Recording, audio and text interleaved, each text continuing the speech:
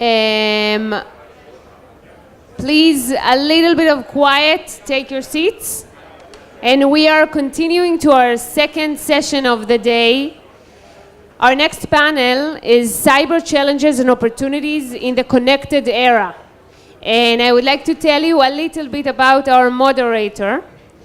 His name is Amir Rapoport. He's the editor-in-chief and founder of Aero Media Israel Ltd. And Israel Defense. When Amir is in the room, we are all secured. He's one of Israel's premier experts on cyber, high-tech, and defense industry, an author and veteran military correspondent for Israeli publications, researcher at the Begin Sadat Strategic Studies Center, and the host of the Security Strip radio program. So I would thank you for a big round of applause for Amir Rapoport. Amir, please take the stage.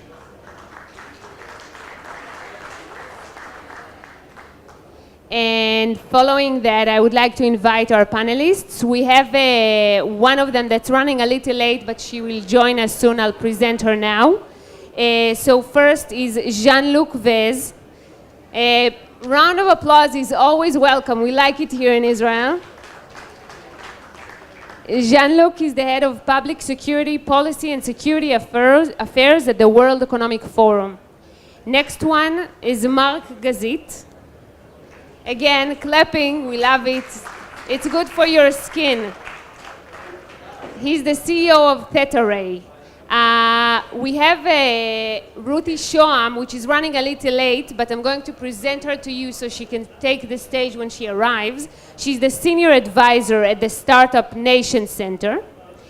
And another speaker here that's also around and will join us soon, which is Joseph E. Kral. You're here. Hey, Joseph.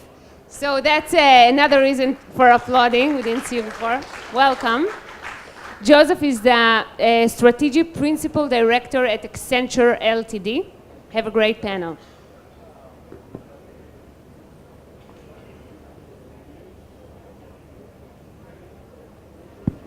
Thank you so much, Tal.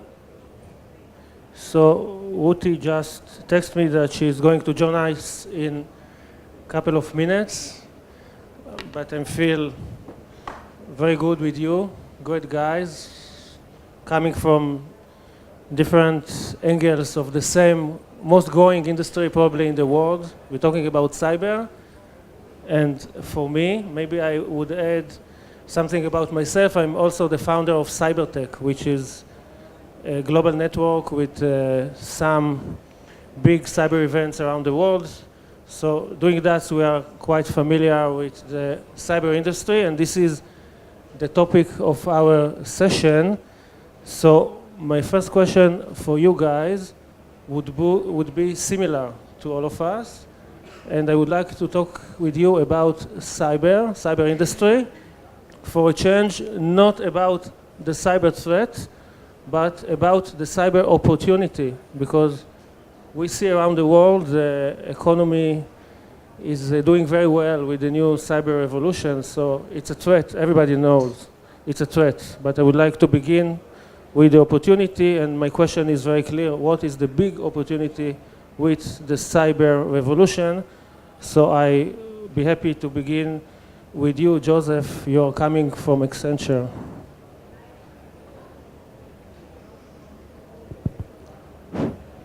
Okay, so I see lots of opportunities. I'll talk about those and then I'll talk about the downside. But Amir, I tell you that when I see a world where we can use things like unattended sensors, where we can control environmental issues, where we could look at remote monitoring using the internet to save water, to save fuel, to do these things to make our world run more efficiently, that's great, but we can't do it without security. I see a world where if you have medical records, you can travel all over the world, and if you have a problem, you walk into a hospital, and the doctor doesn't have to run a series of tests and check medications because it's all there and it's available, but we can't do that securely.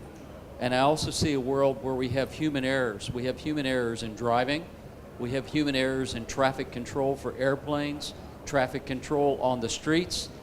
I could see taking the human error out and replacing it with things like artificial intelligence and with algorithms that would help avoid that human error to save lives. So there's great opportunities, but what we have is we also have risks that are associated with that.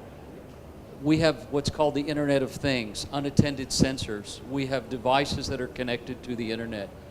By 2010, as many as 30 billion of these devices. But did you know, according to the most recent survey from Ponemon Institute, 80% of these sensors never get security tested, not once. They push them into the marketplace, lots of flashing lights, never tested for security. We have web applications that enable things like medical records, like e-commerce, but we still suffer from the same security problems today that we did 10 years ago. Simple exploits like buffer overflow and SQL injection, which we've known about for 10 years, most of these web applications are still vulnerable today. So we have great opportunity, but we have great risk associated with that.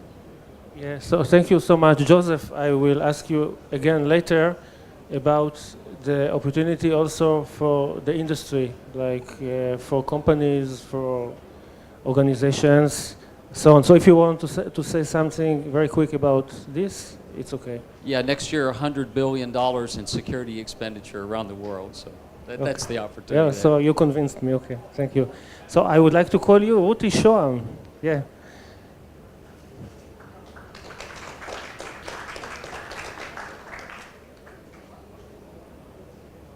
So believe it or not, Ruti is the only guy in this session which coming with a military background. Yeah, so she's going to tell about it very soon. So Ruti, she's aware about the beginning of this discussion because we prepared it in advance. So I continue with Mark, with your permission. So Mark, same question. I just would like to tell the people here in the audience that you are probably the guy who did it, but not just one time, many times. Last time it's with your very successful company called TetaRay, but give us your perspective as one of the best entrepreneurs. Yeah, it's true. So first of all, this is the fifth time for me. My first company for Israelis was a company called NetVision. Was the first internet service provider, and I have to say that these days, when we talk about cyber, reminds me the first days of internet, where people didn't even realize what internet is. And when you talk about opportunities, any area, so if we look at industrial organizations, General Electric were investors in my company, so I'm not very objective, but they made a calculation. Each time airplane lands today, you probably feel it as people who use the airplanes. If there's a malfunction, you need to wait for a delayed plane. Sometimes you do it on the plane, etc. But today airplanes collect all the information, and it stores in something called the black box, which is actually orange and nobody uses it. Imagine a world where this data is connected to the airport, and when airplane arrives, the maintenance car is already there, replacing the problem. The reason why it didn't happen yet is because of security issues, because of possible threats, because of lack of regulations. But they made a calculation that if it will save only 1% of the expenses, which actually will increase the profitability of all the airline companies in the world to become $9 billion, which is 3 times more the profitability they have right now. And of course, any other areas. It's already been transformed. Think about financial institutions. They're going through enormous change. Cybersecurity world allowed us to use cryptocurrency, distributed ledgers, because everything is connected. So the good thing is we can conduct transactions very fast. The bad thing is that bad guys can use Bitcoin or Ethereum or any other type of currency to deal with, to provide better sort of money laundering attempts, etc. So we talk about opportunities for us, for good guys, and I think you've mentioned many of them, so I will not repeat. Unfortunately, it also creates a world of opportunities for bad guys. Today, a criminal that goes to a branch of a bank and tries to shoot in there to steal money is mentally challenged or maybe stupid.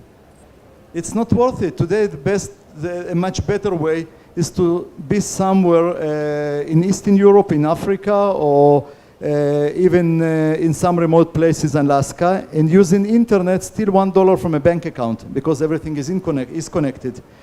And because we can use machines and artificial intelligence, they also can do it. So they will use computer with some ability to do artificial intelligence, and they will steal $1 from a bank account, but they will do it 20 million times in a row.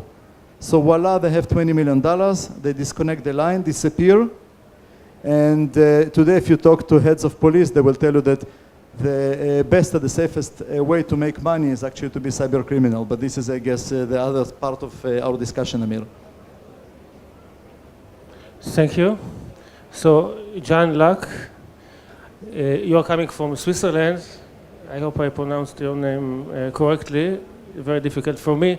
Anyway, before talking about this question from the angle of your organization, which is the World Economic Forum, just in 30 seconds, if you could explain what is the World Economic Forum.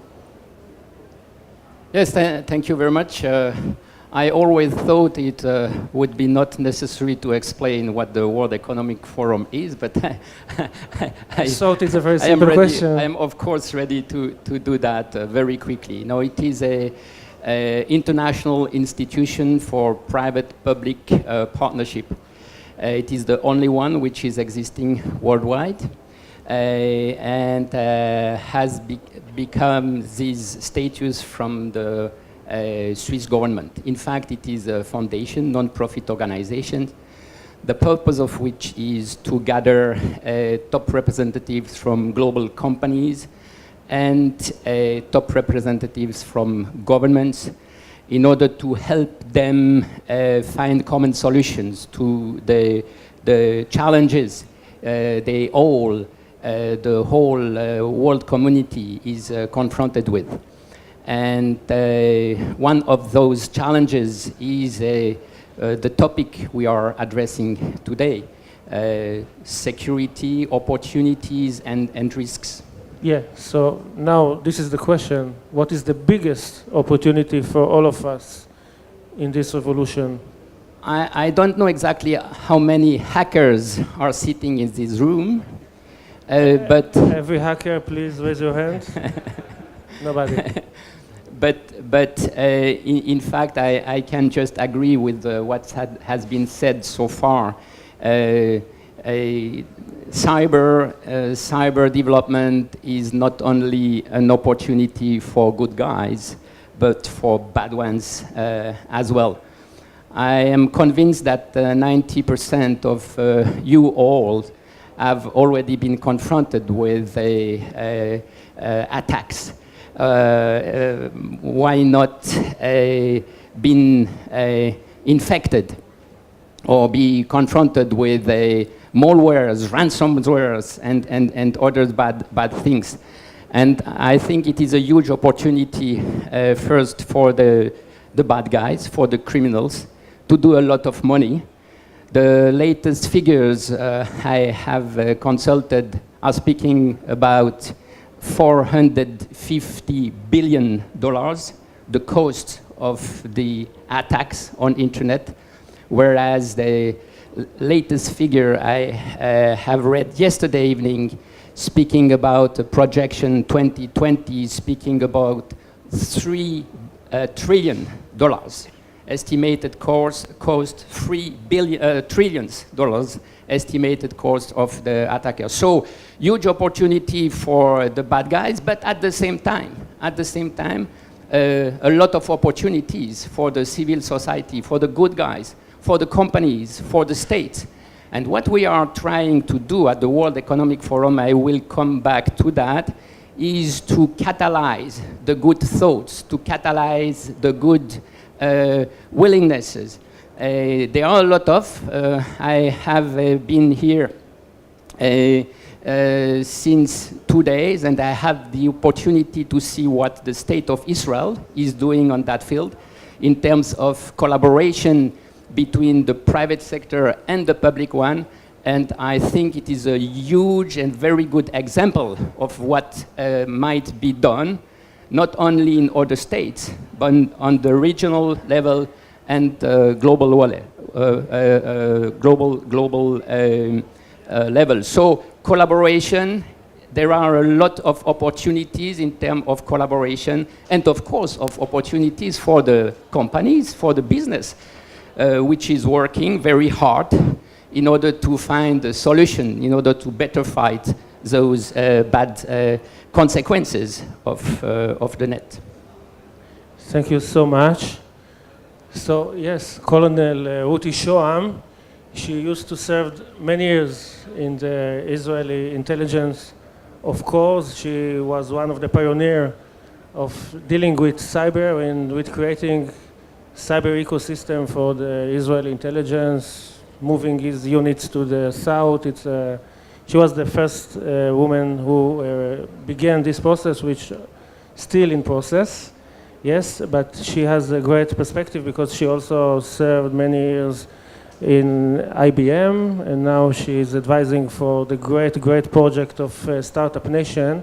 She probably is going to say something about that.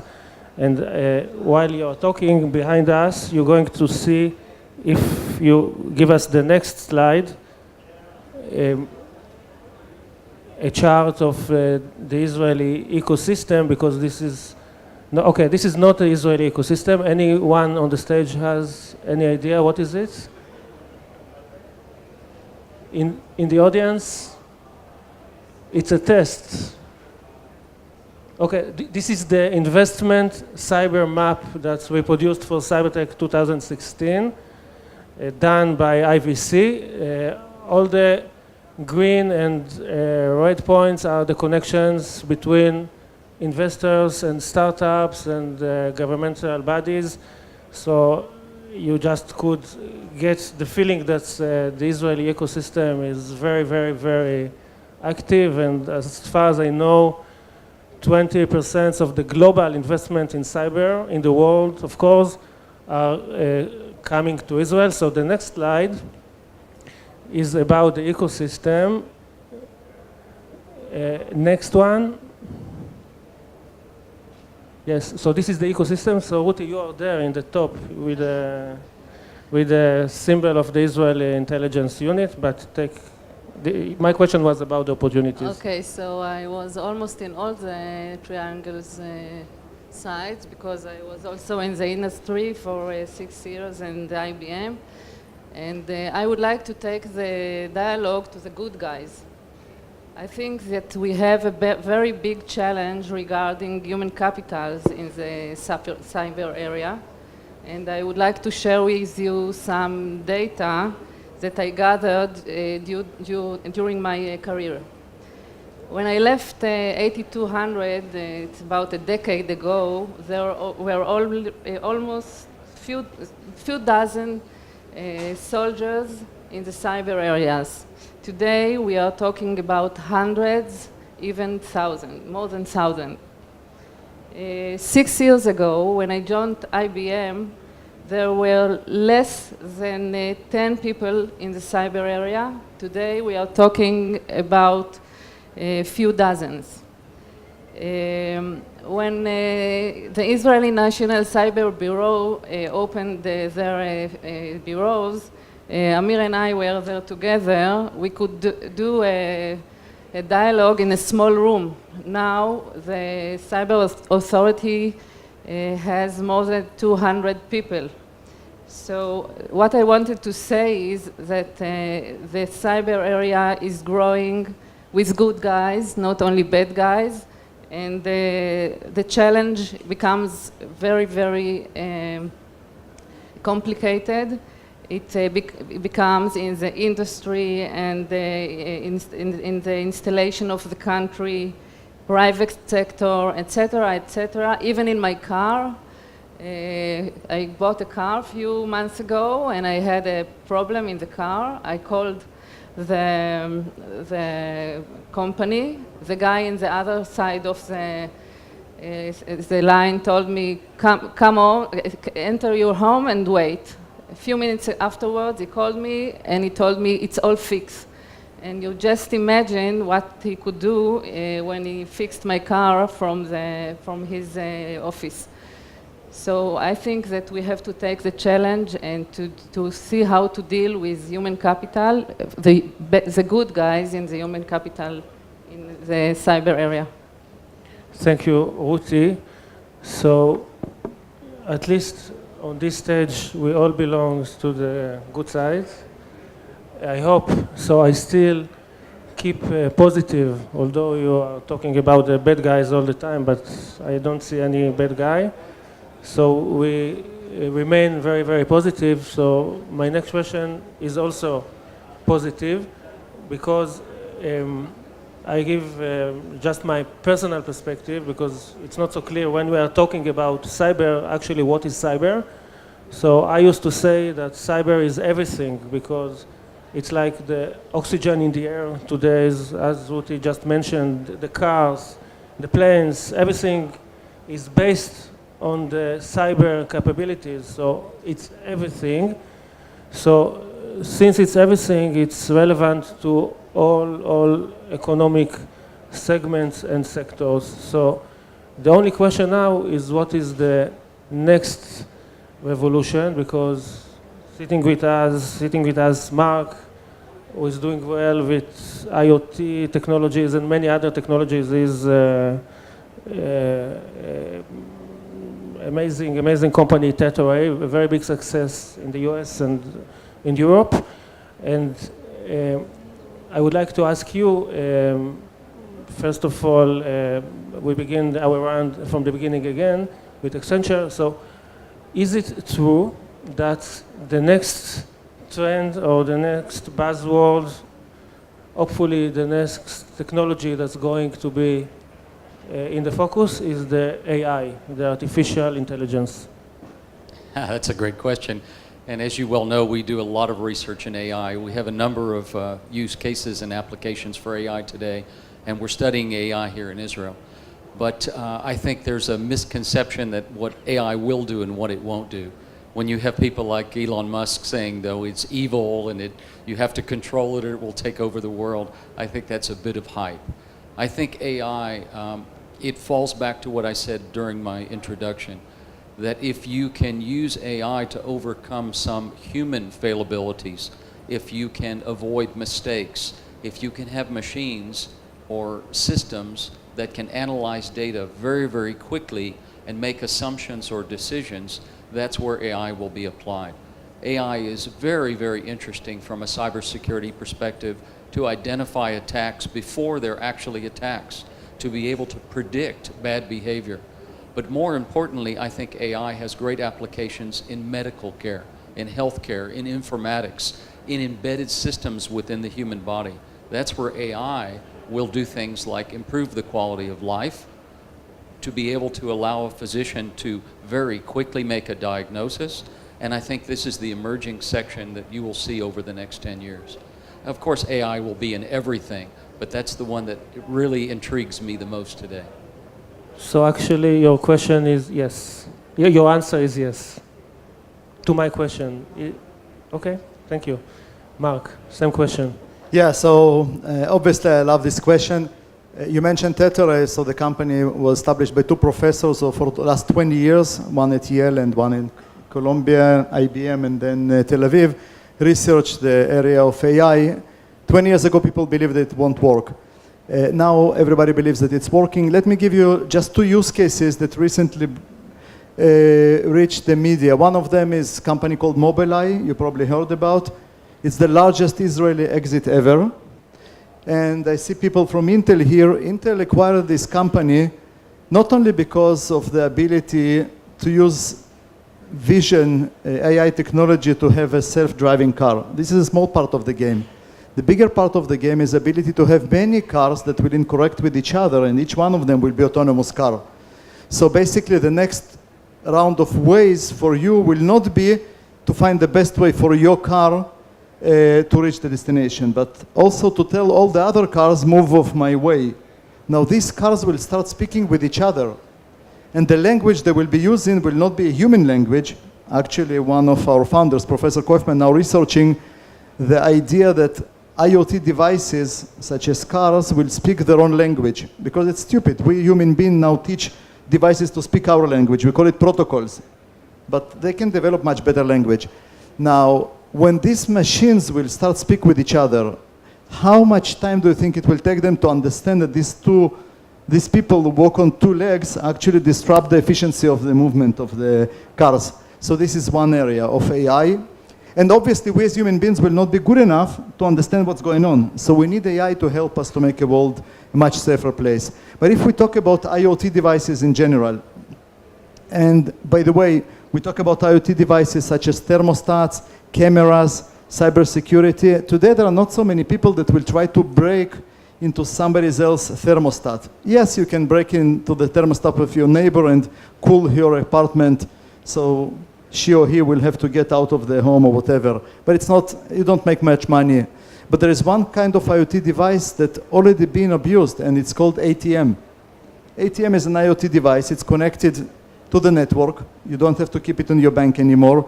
And it has few motors, small computer, so you break into ATM, send what they call SCADA command. Tell the motor start spinning, tell another motor open the metal door, and then you see money coming out of the hole in the wall without even touching the ATM. And of course, the hackers that do it from remote also shut down the camera. More than $1 billion has been stolen this way. And it's IoT. The only way to discover it is to use in AI. That's what we do for our customers. And you've mentioned discover problems before they happened. One of the things that we found by using AI, we can discover AML attempts, money laundering attempts, on average 70 days before they happen. So it's not only discovering viruses. AI can actually discover very tangible things using the fact that everything is connected. And we can continue on and on, but I guess there are more people. Yeah. So Jean-Luc, so the World Economic Forum perspective about the next revolution. Well, our chairman has just published a book dedicated to the fourth industrial revolution. But to come back to the questions and to what has been said, I would say despite the huge amount of brain which is present here, I'm not sure that anybody would be able to say what will be the situation or how the technological development will look like in 6 months. And that's exactly the problem we all are confronted with. And the question is not only to observe a situation and to say, okay guys, everything is going every day faster, but the question is what can we do in order to try to manage such a situation? There are maybe a couple of people here who think, let's say, the chaos is not manageable, but I think the chaos is not necessarily the best situation for the humankind. So what can be done? And from a forum perspective, private-public perspective, the idea is to have a look or to help the private sector. Again, the big companies which are acting globally, but also the smallest company, and the governments find common solutions. In what sense common solution? I think the main problem we are all confronted with is the speed, and it has been mentioned by our colleagues, panelists here, how to deal with the speed. The second problem, main problem we are all confronted with, and we will continue to be confronted with, is the huge amount of data. How to deal with those two elements. And we think at the World Economic Forum, and I think it is the majority of the thoughts so far in our communities, the idea is to plan or to try develop new, innovative forms of regulations. because we all agree here in this stand that the current ones will be able to manage neither the speed nor this huge amount of data. Innovative forms of regulation. The normal legislation in democratic states, as you know, are not able anymore to deal with that. And if you want to do something, it is important to innovate. It is important to find ways where the private sector, together with the public one, develop, for example, self-regulation norms, for example, norms which are already have been developed, but with necessitize a new developments. Self-regulations, self-responsibility is maybe the best way to deal with that, and it will need time, but it is, from my point of view, from the forum point of view, the only possible way in order to avoid the chaos. So I would like to thank you because you took us very elegant way to a short discussion about the bottleneck of this revolution. So you spoke about regulation, and I would like to ask Ruti about the big lack of human resources for the industry. Okay. So talking about AI, I think it's a really big opportunity to shorten to narrow the gap in the human capital in the cyber area. I promised you data, so I will share with you the gap in the cyber area. 30% of the people that hired today in this area are without a degree. It means that the market needs a lot of people, and they take people without degree. Most of the people that are entering the cyber area, in the market area in Israel, coming from IDF, the intelligence corps, and they have, of course, the skills and their relationships and so everything, but there is not enough. So I think that AI is a big opportunity to shorten the gap and to solve part of the challenge that we have here. Yeah, but I would like to continue with you, and just to clarify, because you also have the perspective of IBM, and of course now you are advising and very involved with the Israeli Startup Nation project. So in Israel, most of the people coming from the military service, it's a phenomenon. That's correct? Most of the people that are now in the cyber market and the startups are coming from the IDF, from the intelligence. In the Startup Nation, we are trying to find a way to open the doors to other communities.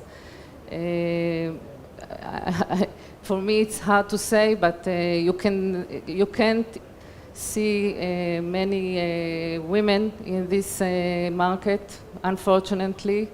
Very few girls are entering the IDF intelligence gate for being cyber expert, and we are trying to find a way to bring to this market women, Orthodox, and so on, and this is a very, very big challenge that we have to think how to do it from high school and during taking us to the army and then afterwards.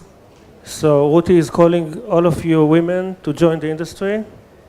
Come on. Before we end this great session, I would like to give Joseph and Mark to share with us their perspectives about the bottleneck of this revolution. So I would like to begin with you, Joseph.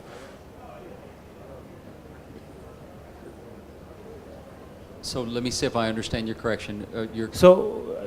As Accenture perspective, okay? So what are the limits for the growing of the growth of this industry? Is it the HR or something else? Look, 86 billion this year in cybersecurity expenditure, projected at almost 100 billion. As long as there's a need and a challenge to be able to solve cyber problems, there will be innovative companies and it'll be corporations that invest, that innovate, that try to find ways around these problems. I don't think there is a limit in the opportunity right now.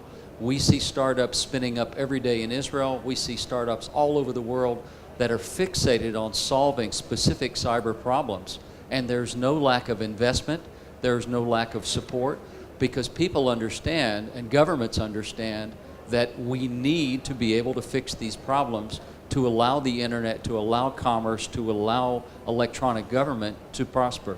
So I don't think there's any top limit on the opportunity because we're not fixing the problem. Yeah, so it's good to think like this. I would like just to say about that a very short comment, because we are sitting here in Tel Aviv, which is, of course, very, very innovative and pro-marketing environment.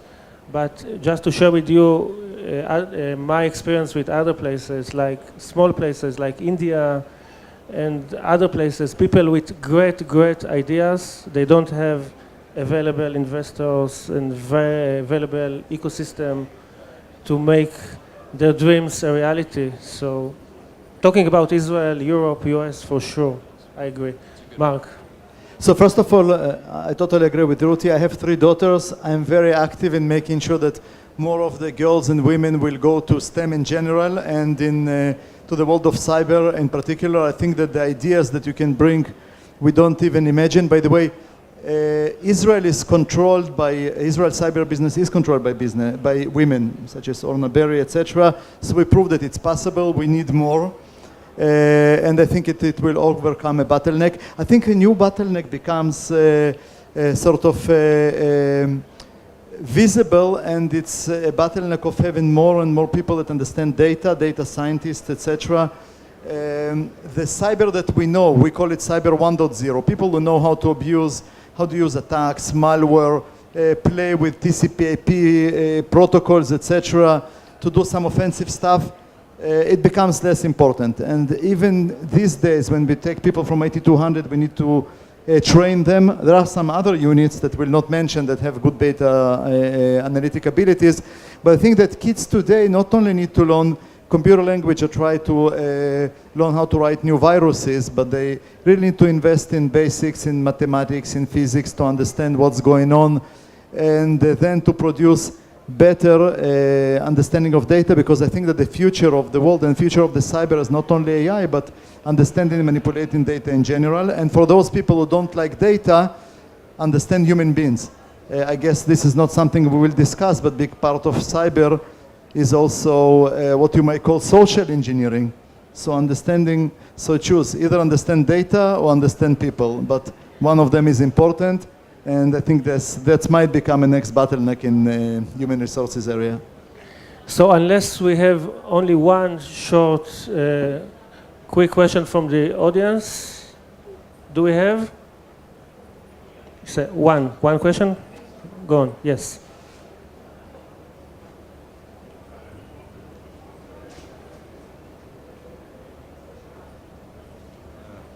I am from Lithuania. Basketball, you know, the most famous country. The question, we are talking about the increase of the speed of the data, the amount of the data. The only thing that was not changed on the last 30 years, the channel that is reaching the main processor. The speed is the same. The question, any prognosis when our children will start our life having chip installed in their brain? And when we are entering the total connected area? Which year?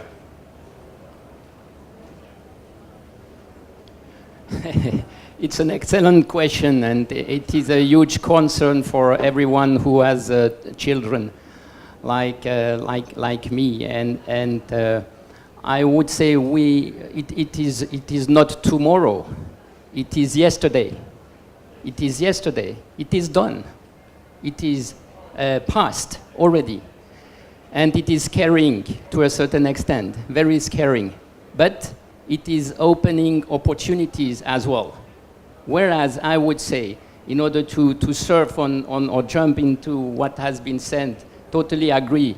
I think what has to be done now in order to manage the two criteria we have mentioned, the speed and the amount of, you have mentioned speed and amount of data, we have to develop the machinery, we have to develop the artificial intelligence. But please don't forget the human intelligence. The human intelligence. It is an intelligent jargon, I know, but it means that we will continue to need brains. We will continue to need brains, and in order to use those brains, it will be necessary to have enhanced brains. You know what it means. And I think it is essential. So don't forget the artificial intelligence, but please thought permanently of the developing of the human intelligence. And maybe an additional thought which has to do with what you have said. That means how to develop the education systems in order to get these human intelligence. And that is a huge challenge. And at the forum, we think that will be only possible if the industries, if the private sector is working closer with the governments in order to really develop new ways of education. Because we will need those brains, if enhanced or not, in order to take the challenges we are speaking about. Just quick addition to your question, I see you smiling. I landed today and I opened a newspaper when I landed, and it has a small article that they ask for 400 people who have a special brand of pacemakers to urgently come for firmware update here in Israel, because the Bluetooth connection allows hackers to change the pace of your heart. And this is not science fiction, this is article from today's morning. So be careful what you wish for when you talk about chips implanted in human heads. So I think Mark just got a new idea for the next startup. So thanks for the idea, and I would like to thank all